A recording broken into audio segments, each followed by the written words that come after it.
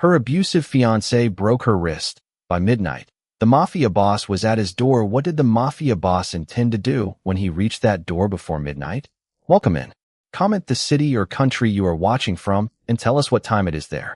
Now let us begin. Open the materials vault, Grant.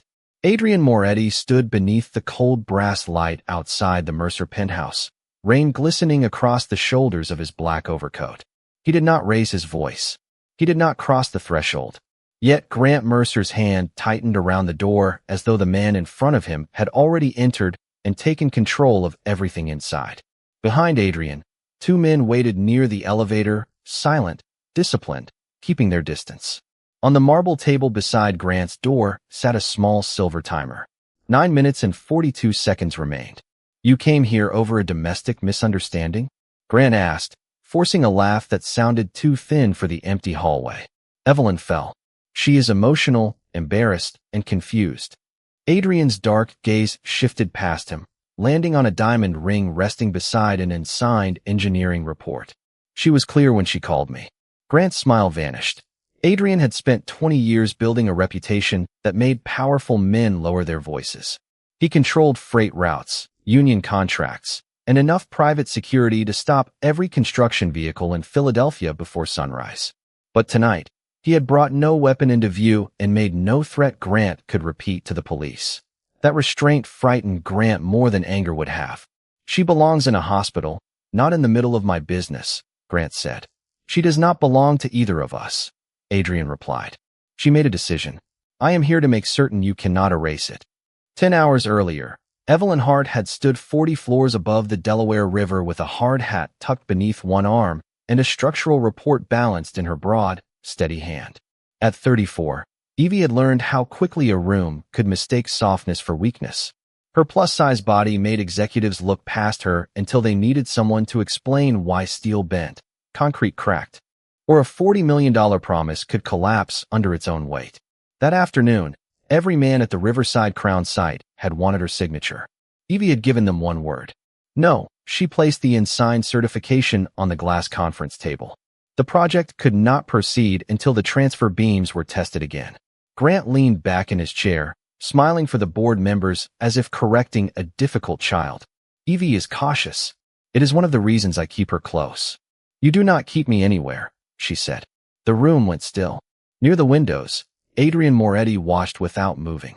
He had attended on behalf of the dockworkers whose crews would occupy the lower levels.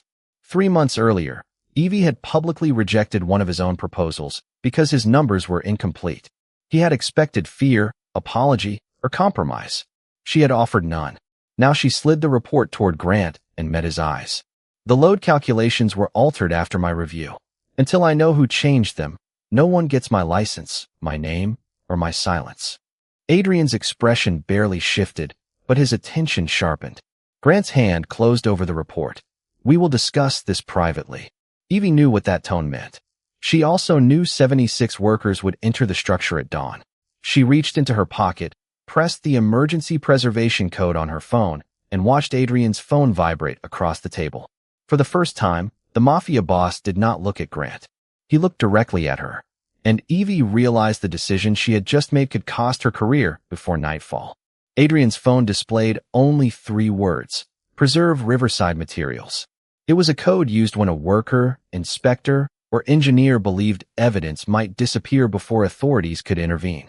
He looked from the screen to Evie, but she had already turned toward the project plans spread across the table. She was not asking him to rescue her. She was asking him to make sure the truth survived long enough to be examined. This meeting is over, Grant announced. He gathered the reports before anyone else could touch them. Evelyn and I need a private conversation. Evie placed one hand firmly over the top document. Those records stay here. Grant's polished smile tightened. Around them, executives studied their coffee cups and pretended not to notice. They had spent months treating Evie as an accessory to the company's celebrated founder, the dependable fiancé who checked numbers while Grant made speeches. None of them wanted to admit that every insurance certificate, occupancy projection, and structural approval depended on her professional license. You are making this more dramatic than necessary, Grant said. The concrete passed the supplier's test. The supplier tested samples from the original shipment, Evie replied. The beams on floors 36 through 40 came from a replacement batch. Their curing records are missing, and someone reduced the projected live load after my review. The room changed. What had sounded like a disagreement now sounded like potential criminal exposure. One board member slowly closed his laptop. Another glanced toward Adrian, suddenly aware that hundreds of dock workers were scheduled to begin interior work at dawn. Grant lowered his voice. You have been under pressure. The wedding, your workload, all the attention. No one would blame you for taking a few days off. Evie recognized the tactic. Grant often disguised an order as concern, especially when witnesses were present. At charity dinners, he selected her meals while joking that he was helping her stay healthy. At industry events, he introduced her as his detail-oriented better half, then answered technical questions directed at her. When she objected, he reminded her how many women would be grateful for her life. Evie had once mistaken those moments for insecurity. Lately, she had begun naming them for what they were: control. My workload did not alter those calculations, she said. And my wedding has nothing to do with whether this building is safe. Adrian remained near the windows, his expression unreadable. He wanted to order the site closed immediately, but Evie had challenged his authority once before for acting without proper evidence. If he moved too soon, Grant could claim mafia intimidation and bury her findings beneath scandal. Adrian's greatest strength had always been decisive action. Tonight, restraint required more discipline. Evie removed the company access card from her belt and placed it beside the report. Until the replacement batch is independently tested, I am suspending my approval. You do not have that authority, Grant snapped. I am the engineer of record. I am the only person in this room who does. For one sharp second, Adrian saw Grant's public mask disappear. There was no charm in his face now, only fury at being contradicted by the woman he believed should obey him. Evie saw it too. She picked up her hard hat and turned toward the door. Grant caught up before she reached the elevator. His smile returned as two employees passed them in the corridor. Let us discuss this upstairs, he said softly. 5 minutes, then you can leave. Evie knew she should refuse. She also knew the original inspection logs were stored in the unfinished model apartment on the 42nd floor. If Grant reached them first, the preservation order might be useless. She pressed the elevator button and stepped inside. As the doors began to close, Adrian moved forward. Evie met his eyes and gave the smallest shake of her head. Not yet. He stopped, respecting the boundary even as every instinct warned him not to. The elevator climbed. Grant stood beside her without speaking, his reflection rigid in the mirrored wall. When they reached the darkened 42nd floor, he guided her into the model apartment, closed the door behind them, and turned the lock. The lock clicked behind Evie, and every polished surface in the unfinished apartment seemed to sharpen. Floor-to-ceiling windows framed the Delaware River nearly 500 feet below, while exposed wiring hung over imported marble that had not yet been sealed. Grant walked past her toward a temporary desk where the original inspection logs were stacked beneath a black leather portfolio. Evie moved first. She placed her hard hat on top of the documents. Those records stay with the project. Grant loosened his tie and studied her as if she were a problem he could still solve with the correct pressure. You embarrassed me in front of the board. I stopped 76 people from walking into a structure that has not been cleared. You challenged me in front of Moretti. There it was. Not concern for the workers. Not fear that a 40-story building might be unsafe. Grant cared that another powerful man had watched Evie refuse him. Adrian Moretti has nothing to do with my calculations, she said. He has everything to do with this, Grant replied. The moment his phone received that message, you made a private disagreement look like organized interference. Evie kept herself between Grant and the inspection logs. She had spent years learning how buildings revealed stress before failure. Hairline fractures, misaligned doors, a faint vibration where none should exist. People gave warnings too. Grant's voice had gone quiet, his shoulders unnaturally still, his attention fixed on the access card at her waist. Give me your phone, he said. No. Then cancel the preservation alert. No, his eyes narrowed. Do you understand what you are risking? Your position, your license, our wedding. If the structure is safe, independent testing will prove it. And when the delay costs us millions, then we lose money. Evie lifted her chin. We do not gamble with lives to protect a schedule. Grant laughed once, without humor. You always do this.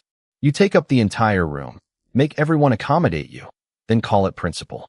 The familiar insult landed exactly where he intended. He had used her body as a weapon for years, never crudely enough for outsiders to recognize it. A smaller chair ordered for meetings. A wedding dress appointment canceled because he claimed the designer needed more time. A whispered reminder that men with his name had choices. Evie felt the old shame rise, then watched it stop before it could control her. My body is not the reason your numbers changed. She removed the diamond ring from her finger and placed it on the unsigned report. The small sound of metal against glass seemed louder than the traffic far below. Grant stared at it. Put that back on. I will collect my belongings tomorrow with someone present. For the first time, uncertainty crossed his face. He had expected tears, bargaining, perhaps another apology for making his evening difficult. He had not expected an exit plan. Evie reached for the portfolio, intending to take the logs downstairs, but Grant caught the other end. You are not leaving with company property. These are controlled engineering records. They belong to me. No, she said, holding his gaze. They belong to the investigation you just made necessary. He pulled hard. Evie released the portfolio rather than be dragged forward, but Grant's free hand closed around her wrist. Pain shot up her arm. Let go. Cancel the alert. Let go of me, Grant. She twisted toward the door, using her weight to keep her balance as he tried to turn her back. Her shoulder struck the edge of the temporary desk, and her wrist bent beneath his grip. A dry snap cut through the room. Grant released her immediately. Evie pressed her injured arm against her body, breathing through the sudden wave of pain. For one stunned second, neither of them moved. Then Grant looked toward the locked door, not at her. You slipped, he said. Evie stared at the man she had almost married and understood that he was already writing the lie he expected her to live inside. Grant moved toward her with both hands raised, his voice suddenly gentle. Evie, listen to me. We can fix this. She stepped back until the locked door pressed against her shoulders. Her wrist throbbed against her chest, but the pain was clearer than the confusion he had trained into her for years. Unlock the door. You are upset. Unlock it. If you leave like this, people will misunderstand. Evie almost laughed. Even now, his greatest fear was not what he had done. It was that someone might describe it accurately. Grant picked up her diamond ring and held it toward her. Put this on. We will tell them you tripped over the wiring. I will call a private doctor. No police, no reports, no spectacle. You broke my wrist. His expression hardened. I grabbed you because you were stealing company records. You grabbed me because I said no. The words changed the room. Grant looked toward the portfolio, as if calculating how quickly he could remove the inspection logs. Evie followed his gaze and understood that the building was still in danger. She reached for the lock with her uninjured hand. Grant blocked her path. You will destroy both of us over one mistake. Move. Who will believe you? He asked quietly. You are engaged to me. You work for my company. You have spent months complaining about stress. Moretti was downstairs watching you challenge me. By morning, every newspaper in this city will say you traded your fiancé for a criminal. Evie felt fear move through her, cold and familiar, but it no longer sounded like a warning. It sounded like Grant revealing his plan. She pulled her phone from her coat pocket. The screen had cracked when she struck the desk, yet the emergency call function still worked. Grant reached for it, then stopped when a heavy knock sounded against the door. Evelyn, Adrian called from the hallway. His voice was controlled, but something beneath it had gone dangerously still. Do you require assistance? Grant stared at her. Adrian had not forced the door. He had not ignored the boundary she set downstairs. He was waiting for her answer. Evie held Grant's gaze and said, yes. The single word stripped the color from his face. He stepped aside and unlocked the door. Adrian stood outside with the site safety director and a female security officer from the building. His eyes moved first to Evie's face, then to the way she protected her wrist. His jaw tightened, but he did not touch her. What do you need? He asked. A hospital, she said. The police. And someone independent to secure those records. Grant began speaking at once. She fell during an argument. She is confused and in pain. Evie turned to the security officer. My name is Evelyn Hart. Grant Mercer prevented me from leaving this room, injured my wrist, and attempted to pressure me into changing a structural safety report. The officer's expression sharpened. The safety director walked toward the desk, but Grant blocked him. Adrian took one measured step forward, and Grant immediately moved aside. No threat was spoken. None was necessary. 40 minutes later, Evie sat beneath the white lights of an urgent care clinic while a physician confirmed the fracture and documented her statement. Her phone rang twice with calls from Grant's attorneys. She declined both. Then a message appeared from the company board informing her that she had been suspended for misconduct and unauthorized removal of confidential data. Evie read it once, breathed through the ache in her arm, and sent her report to the city inspector under her own name. Adrian waited across the room, his black coat folded over one arm. "Tell me what you want done," he said, "and tell me what I am not permitted to do." Evie looked at the man who could close half the city with a phone call. No violence. No disappearing witnesses. No using my report to take Grant's property. Adrian held her gaze. "What do you want?" "Keep the material samples from moving until the city issues an order." His phone was already in his hand, but he waited. Evie gave one deliberate nod. Only then did Adrian make the call. Adrian issued 3 instructions, each quieter than the last. Every truck carrying material from Riverside Crown was to remain where it stood. Every warehouse connected to the replacement concrete batch was to preserve its inventory.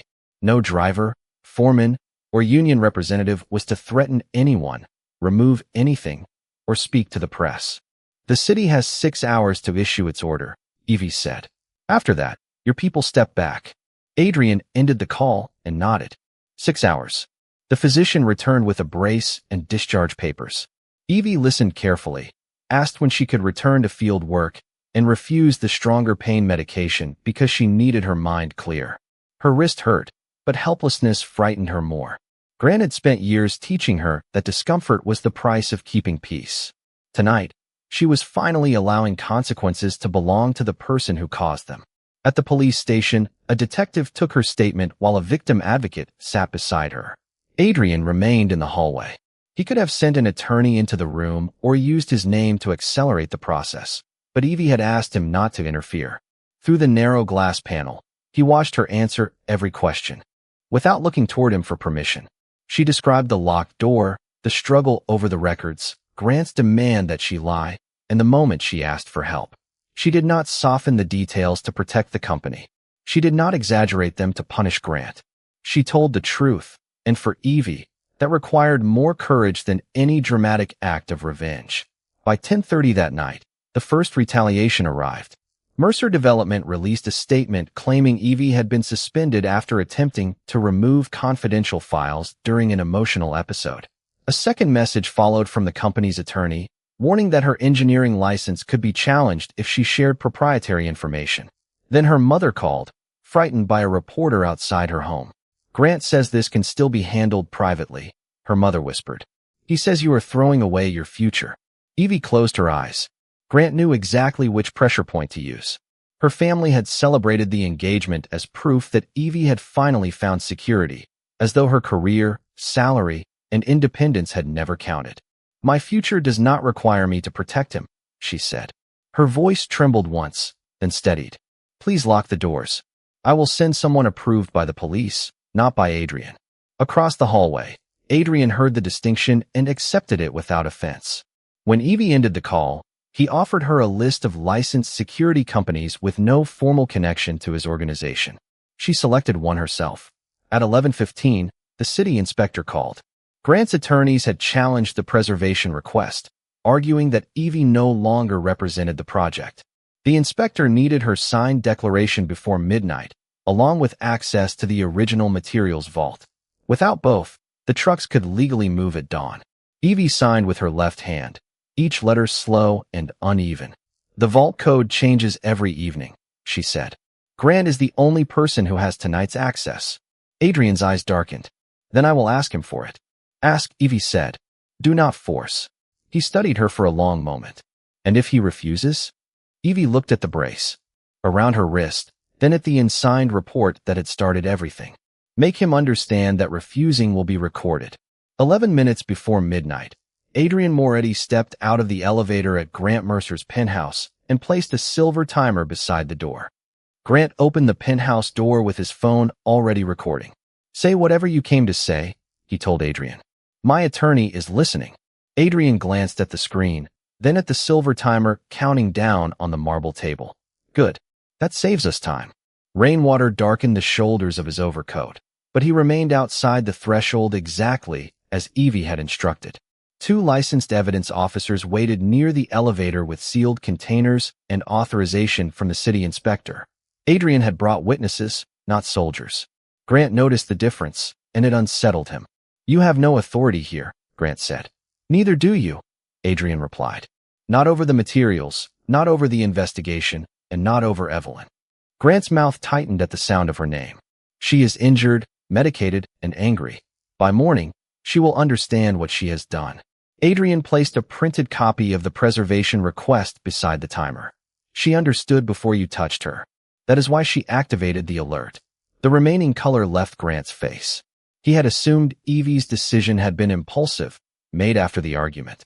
Learning that she had prepared for interference meant she had stopped trusting him long before tonight. That code proves nothing, Grant said. It proves she anticipated someone might try to move the samples. Adrian's voice remained quiet. You now have 6 minutes to decide whether that someone will be you. Across town, Evie sat in a private room at the police station with her braced wrist supported on a folded coat. The city inspector had joined by secure video call, while the victim advocate remained beside her. A live audio connection carried every word from Grant's hallway. Adrian had asked permission before activating it. Evie had given it because she wanted Grant's response preserved without hiding behind anyone else's version. Grant looked toward his attorney on the phone. The voice coming through the speaker urged him not to surrender access without a formal warrant. Then we are finished, Grant said, reaching for the door. Evie leaned toward the microphone. Grant. He froze. Her voice was strained but steady. The replacement batch entered the site under your authorization. If you deny access now, the refusal becomes part of the engineering record. If those samples move before dawn, every driver manifest, gate log, and security entry will be compared against your decision tonight. Grant stared at Adrian, but Adrian said nothing. He was allowing Evie's words to carry the weight. You are destroying your career, Grant told her. No, Evie replied. I am placing my name behind my findings. You taught me the difference. The timer reached 3 minutes. Grant tried another angle. You think Moretti is protecting you? Men like him do not help without collecting something. Adrian's jaw tightened, but he remained silent until Evie answered. That is why I gave him limits. He respected them. You never did. The sentence landed harder than any threat. Grant looked at the evidence officers, the recording phone, and the preservation order bearing Evie's uneven left-handed signature. Every system he had expected to control now required him to answer to her. With 48 seconds remaining, he opened the security application on his phone and entered the vault code. Adrian did not smile. He forwarded the access token to the city inspector and stepped away from the door. The samples will be sealed tonight, he said. After that, this belongs to the law. Grant's eyes dropped to the engagement ring still lying beside the unsigned report. Take that back to her. Adrian looked at the diamond, but did not touch it. She left it with you intentionally. The evidence officers entered the elevator as the city authorization arrived. Adrian turned to follow them. Then Evie's voice came through his earpiece. Adrian, wait. He stopped immediately. The original curing logs were never stored in the vault, she said. Grant moved them to the site office this afternoon. A long silence followed. Then the building. Security system issued an automated alert. Someone had just used Grant's executive credentials to enter Riverside Crown. Adrian reached the lobby before Grant could close the penthouse door. Your credentials were used at Riverside Crown, he said. Grant followed him to the elevator, confusion flashing across his face before calculation replaced it. Hundreds of people have access to that site. Not with your executive code. Adrian pressed the lobby button, then spoke into his phone. No one enters the structure. No one touches the site office. Keep every exit visible and wait for instructions from the city inspector. He could have sent men inside within minutes, but Evie had been explicit. Preserve, observe, document. Do not seize control. At the police station, Evie studied the security alert on the inspector's screen. The entry had been logged through the East Service Gate, the only access point outside the main camera network. Grant gave that code to someone, she said. The logs in the site office show when the replacement concrete arrived and who approved the reduced load figures. The inspector requested police assistance, but the nearest unit was 20 minutes away. Adrian's security team was already across the street from Riverside Crown. Tell them to watch the loading dock, Evie said. If someone is removing paper records, they will avoid the elevators and use the temporary hoist. Adrian relayed her instruction without changing a word. 5 minutes later, one of his men reported a Mercer development supervisor leaving the east gate with 2 document boxes. Adrian's voice lowered. I can stop his vehicle. Do not touch him, Evie said. Record the license plate and send it to the detective. If your people take those boxes, Grant will claim the evidence was altered. Adrian paused. Every instinct he possessed demanded immediate action, yet he heard the logic in her restraint. Understood. The vehicle reached the intersection, where a police cruiser intercepted it after receiving the detective's alert. The boxes remained sealed. Evie released a breath she had been holding, but the victory lasted less than a minute. Her phone filled with messages. Mercer Development had released photographs of her leaving urgent care beside Adrian. The statement accused her of stealing proprietary information and conspiring with organized crime after a personal disagreement with her fiancé. Commentators repeated Grant's version before sunrise. They called Evie unstable, vindictive, and desperate for attention. One article used an old photograph from a company gala, cropped to emphasize her body beneath an unflattering headline. Adrian read the article over her shoulder when he returned to the station. His expression turned cold. I can remove it. Another site will publish it. I can make them afraid to. Evie looked up at him. That would prove Grant's story. Adrian stepped back, visibly forcing his anger under control. Then tell me what helps. Tomorrow morning, the licensing board will hold an emergency hearing. Grant expects me to hide while his attorneys define me. You are injured and exhausted. I am also the engineer of record. Adrian studied the brace around her wrist. I can place you somewhere secure until the investigation is complete. Evie shook her head. Protection cannot mean disappearing me. The word struck something older in him. For a moment, the feared head of the Moretti organization looked less like a kingpin and more like a man remembering a failure he could not undo. My younger brother died in a warehouse collapse 12 years ago, he said. The engineer knew the supports were compromised. He stayed quiet because powerful men asked him to. Evie's expression softened, but her decision did not. Then you understand why I have to speak. Adrian nodded slowly. You will have security outside the room. No one enters unless you approve. And you will not answer questions for me. I will not. At dawn, Evie signed the hearing notice with her left hand. Minutes later, a message arrived from Grant's attorney. If she testified, Mercer Development would challenge her license, sue her for theft, and release private medical records they claimed proved she was emotionally unstable. Evie read the threat twice, forwarded it to the detective, and requested that her name remain on the witness list.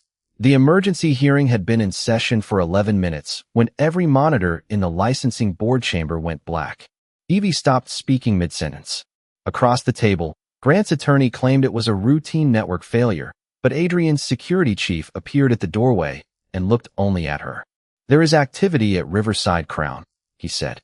Evie opened the site management application on her phone. A live feed returned in broken fragments, revealing machinery moving inside the restricted zone. They are dismantling the structural test platform, she said. Grant remained perfectly still. His attorney demanded that the hearing continue, but Evie enlarged the image with her left hand.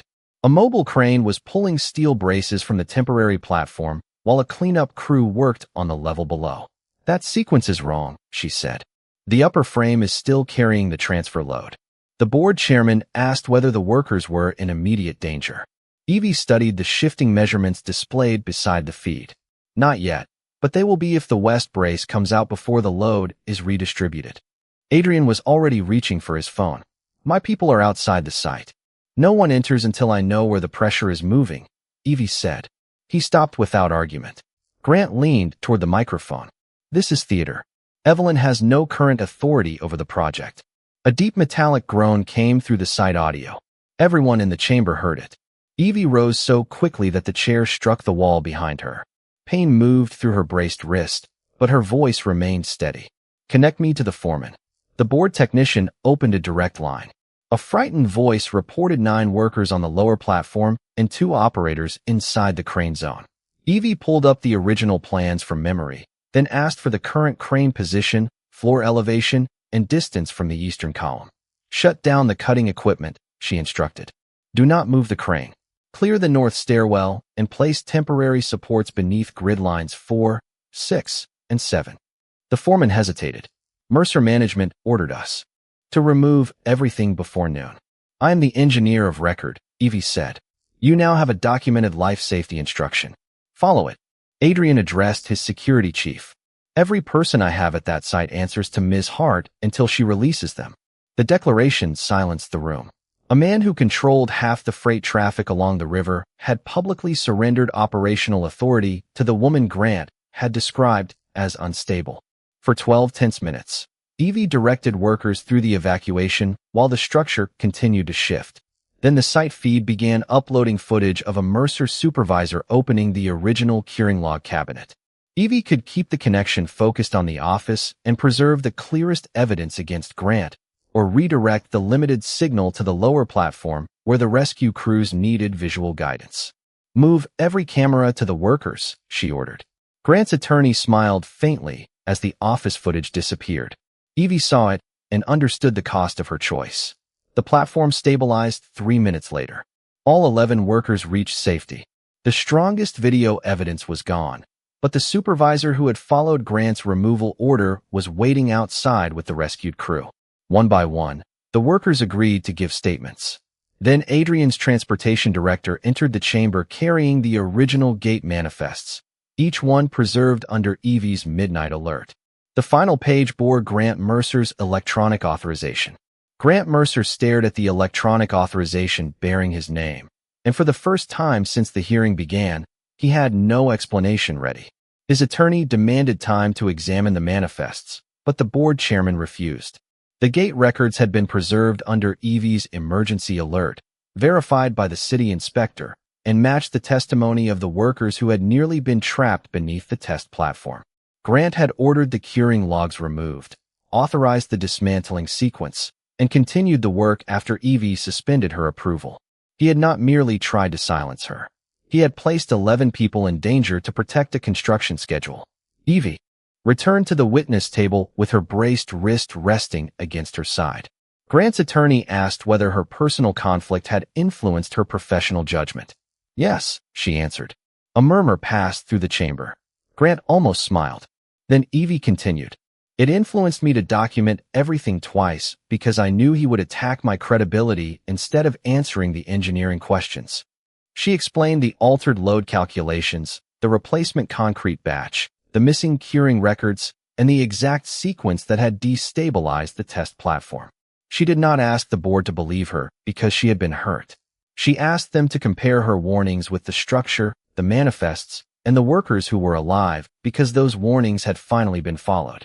The board suspended Riverside Crown's permits and referred the evidence to city prosecutors. Grant's company removed him before sunset, hoping to contain the damage, but the decision came too late. The recorded hallway conversation established his attempt to deny access. The messages threatening Evie's license showed retaliation.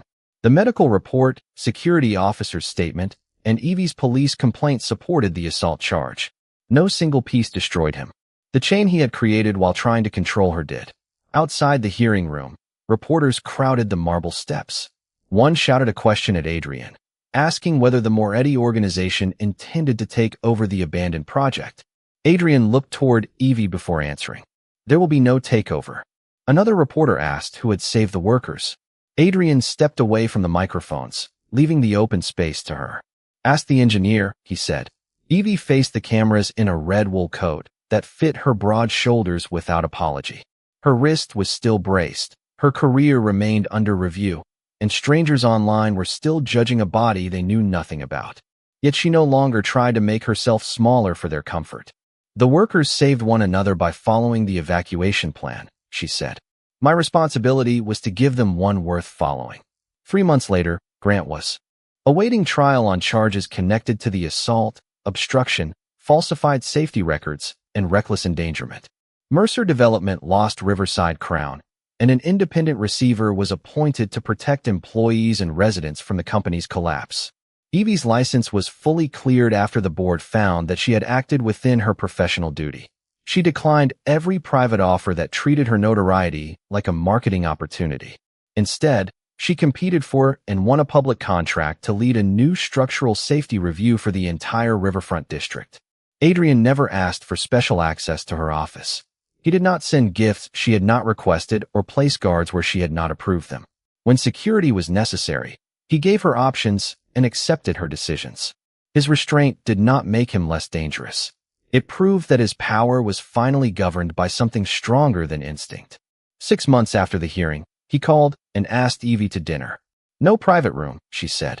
"No one clearing the restaurant before we arrive." "Agreed. I choose the place." "Agreed. And if I change my mind, you accept it." Adrian was silent for one thoughtful beat. That is the only kind of yes worth having. Evie chose a small riverfront restaurant with ordinary tables, bright windows, and no hidden exits reserved for powerful men. She arrived in her own car and found Adrian waiting outside rather than entering without her. He opened no door until she nodded. For years, Grant had convinced her that love meant gratitude, obedience, and shrinking herself to preserve someone else's image. Adrian had learned that protection meant standing close enough to help while leaving her path unobstructed. Evie looked at the door, then at the man waiting beside it, and made her choice without fear. What would you have done in Evie's position? Risk your career by speaking publicly, or protect yourself first and fight later? Share your choice and the reason behind it in the comments, especially whether Adrian was right to step back and let her lead. Thank you for staying with Evie through every difficult decision, and subscribe to hear more stories about women reclaiming their dignity without surrendering their freedom.